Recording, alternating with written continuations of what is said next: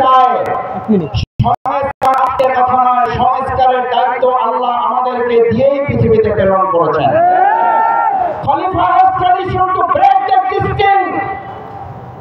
খলিফার কাজই হচ্ছে আপনি যা বস্তাপচা পেয়েছেন, যা মানুষের জন্য কল্যাণ, যা মানুষের সম্মান, যা মানুষকে লাঞ্ছিত করে, যা মানুষকে স্বৈরাচার ফাসিস্টে পরিণত করে, ভেঙে চুরে খান খান করে দিয়ে ওখানে কাস্টম সোসাইটি, ওখানে নতুন একটা সমাজ আমাকে আপনাকে বিনির্মাণ করে দিতে হবে।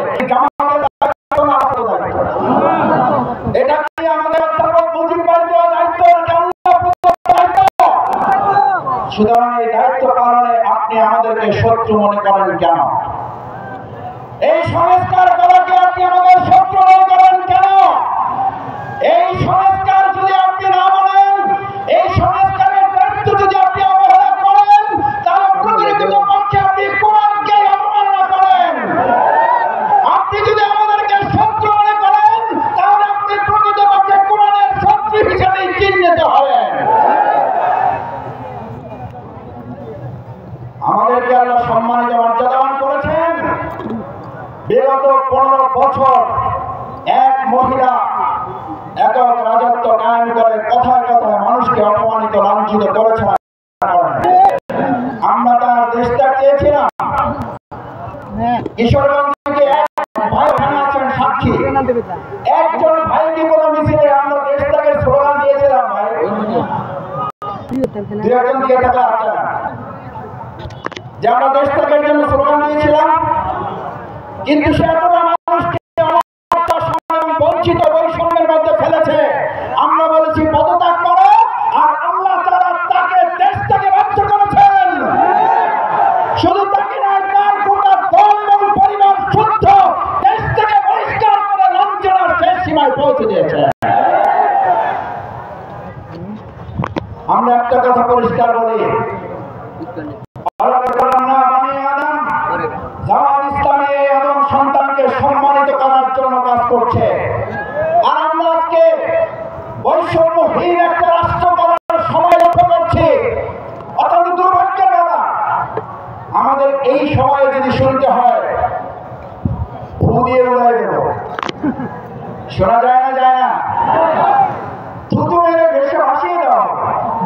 আচ্ছা ভাই আপনি বলেন, আপনি থুতু দিয়ে ভাসিয়ে দিবেন, আপনি ফু দিয়ে উড়াই দেবেন? ওই শব্দটা মুরব্বীরা, আমি বলেছিলাম মুরব্বীরা না থাকলে আমি কিছু কথা বলতে পারতাম। আমি চাইছিলাম অনুমতি যে আমার মুরব্বীদের আগে আমাকে নিয়ে মঞ্চে নেন, আমি দু একটা কথা বলতে চাই। কিন্তু আমার দুর্ভাগ্য যে মুরব্বীদের সাথে আমাকে নিয়ে আসছে, আমি সব কথা বলতে পারবো না। আমাদের বাংলাদেশের রাজনীতিবিদদের মুখ থেকে যদি শোনা যায় যে তারা রাষ্ট্রপতি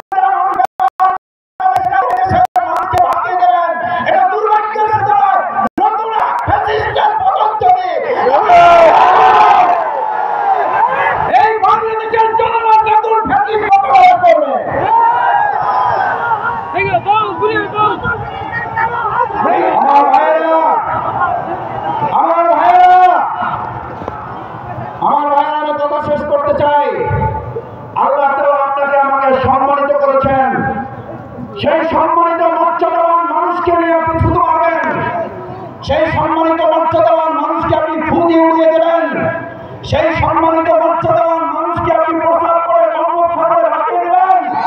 এটা বাংলাদেশের রাজনীতি হতে পারে না। এই রাজনীতি দেশের মানুষের চলতে দিবে না। তাদেরকে ফ্যাসিস্ট হিসেবে চিহ্নিত করে বাংলাদেশের এই কিশোরগঞ্জ যেমন অতীতে মোকাবেলা করেছে, ভবিষ্যতেও মোকাবেলা করা হবে। আর একটা কথা বলে শেষ করি, আমাদের গ্রামেও আছে, আপনাদের এদিকেও বলে, পুরান পাগলের ভাত নাই। বলেন, পুরান পাগলের ভাত নাই, নতুন পাগলের আমদানি। আমি কিশোরগঞ্জে আসতে আসতে কথা বলতেছিলাম, গোটা বাংলাদেশে আলহামদুলিল্লাহ আমরা সবাই মিলে, আমরা আপনারা বলেন, আমরা সবাই বলি, সবাই মিলে বাংলাদেশ, সবার আগে বাংলাদেশ। তো সবাই মিলে বাংলাদেশ বলেন, সবার আগে বাংলাদেশ বলেন।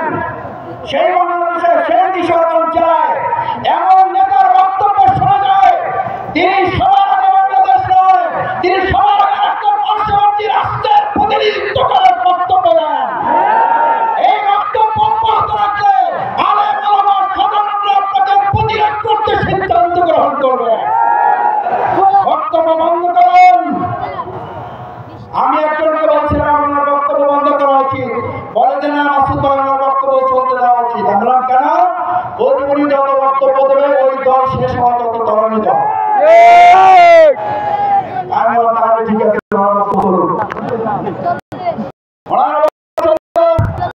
কিন্তু মনে রাখতে হবে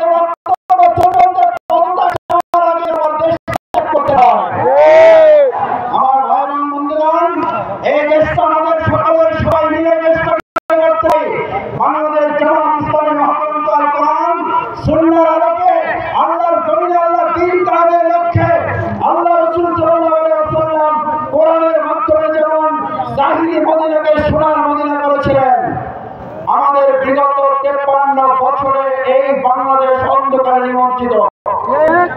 এই বাংলাদেশের অর্থনীতিকে ধ্বংস করে দেওয়া হয়েছে, এই বাংলাদেশের সংস্কৃতি ও সংস্কৃতির ছায়াতলে ভাসিয়ে দেওয়া হয়েছে। বাংলাদেশ জামাত ইসলামী তার ব্যক্তির তন্ত্র এবং মন্ত্রণায় মহাগ্রন্থ আল কোরআনের আলোকে আমরা যদি একটা সোনার মদিনার মডেলে সোনার বাংলা করার সিদ্ধান্ত নেই, এই কিশোরগঞ্জ থেকে যে কয়েকটি আসন আছে এই আসনে বিচার বিতরণ করার জন্য